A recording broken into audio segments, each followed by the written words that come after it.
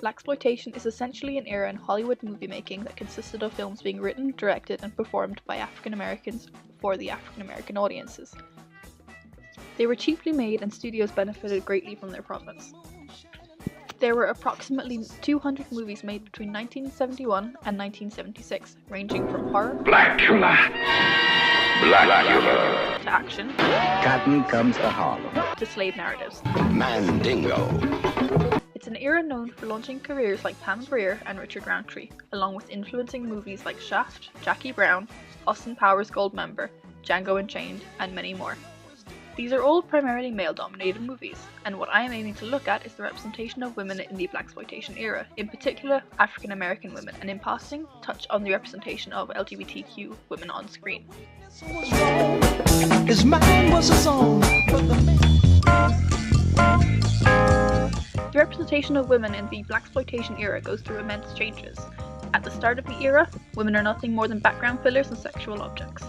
A lot of this does correlate to what was happening within the Black Power movements at the time. Just like the Black Power movements in Blaxploitation, women were often overlooked. For the sake of context, I will briefly delve into the sexism of the Black Power movements, and in particular the Black Panthers. Whilst the Black Panthers were advocating for equality for people of colour, women were often overlooked. Then you had women's rights activists advocating for gender equality, and women of colour again were overlooked. So African American women, who were caught in the middle, had to advocate for themselves. They couldn't do this from within the Black Power movements. There were very active and powerful women in the Black Power movements, like Regina Jennings in the Black Panthers. She indicated clearly that women were expected to face violence along with men. The leadership structure made it nearly impossible for women to articulate their own concerns. She was drawn to the Black Panthers because of their militancy and liberatory rhetoric, and in an interview she said that she soon encountered the double standard for women, and since many brothers in leadership positions were sexist. Jennings was eventually forced out of the party due to the sexism that she faced. Panther men that supported her were ostracized as well. After repeatedly refusing the advances of an officer, he decided to make her life miserable. There was no democratic way of challenging officers within the party, so she was simply edged out. This was at a time when the Panthers were facing some of their greatest challenges nationwide. In this interview, Jennings also told us that sexism was a significant factor in weakening the structure of the Black Panther Party. More to the point, she stated, "If women are disrespected, so goes the nation." This all links directly to the start of the Blaxploitation era, although no one can determine what the very first Blaxploitation movie is, as both Shaft and Sweetback's Badasssss song were both released in 1971. Having said that, the majority of the early movies share the same attitude towards women. We can see examples of women being mere sex objects in movies like Sweetback, where he conquers women along his journey. The emphasis on pimps and prostitution backed this. It displayed women as prizes and objects to be obtained along the way with no real character. There was a variety of ethnicities that were represented on screen. Women of colour are given this exotic animalistic stereotype which unfortunately still exists in today's world, in the pornographic industries especially. In one of the first scenes of Sweetback, we see two women having sex, one dressed as a man, and are engaging for display purposes. Granted, it's some of the first queer representation on screen, but it's also displayed in a very distasteful manner, and treats the idea of two women loving each other as a form of male entertainment.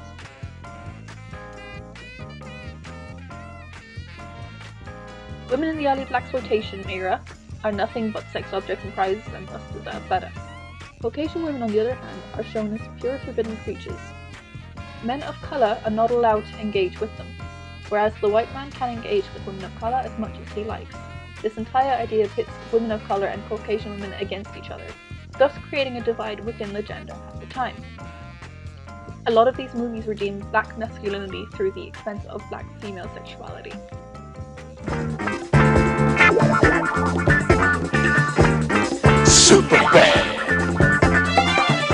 Despite its very rough start, there was development within the Blaxploitation movement. In 1973, a movie called Coffy emerged. This was a female vigilante movie starring Pam Grier. This was most certainly a turning point in the Blaxploitation era. For the first time, we have a woman of colour with a strong central role in a movie.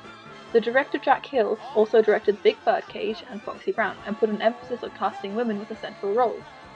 We have strong independent women being represented on the big screen. This actually happened in mainstream film later in the 70s with films like Alien and Silence of the Lambs. Foxy Brown is a film that is essential to look at when discussing the representation of women in this era. If we look at Foxy Brown, she is a woman that is very confident in her body and sexuality.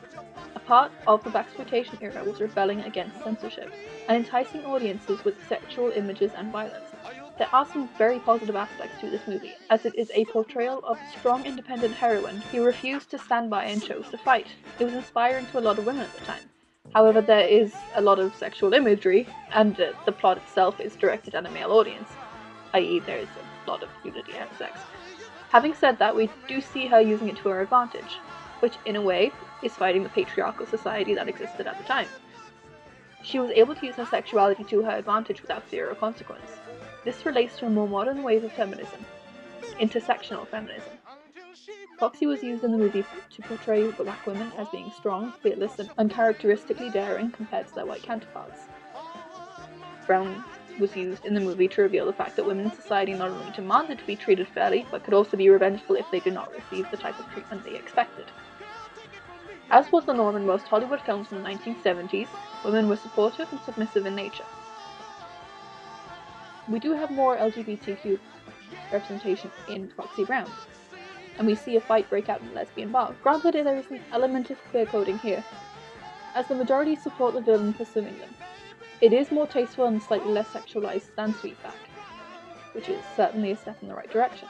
However, white women in this film are either helpless and idiotic, or powerful and villainous, but ultimately unsuccessful.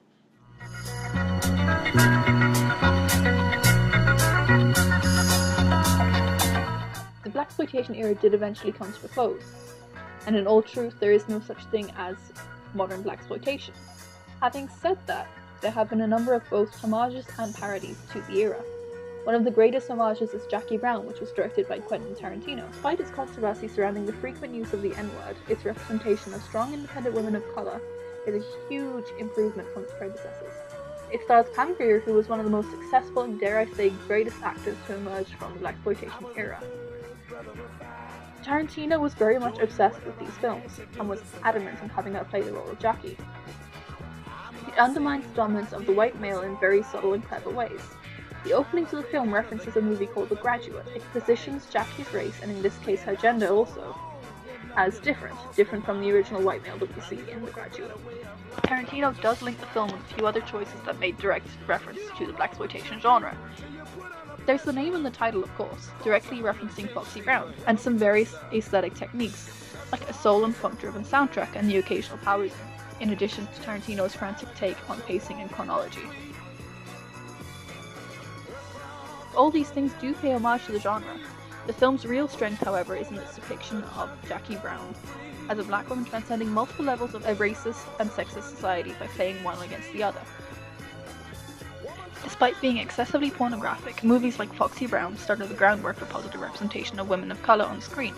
It was a very rough start, but it helped set everything in motion nonetheless. It progressed greatly from its sexist and distasteful representation from Sweetback, and while still problematic, it was certainly a start.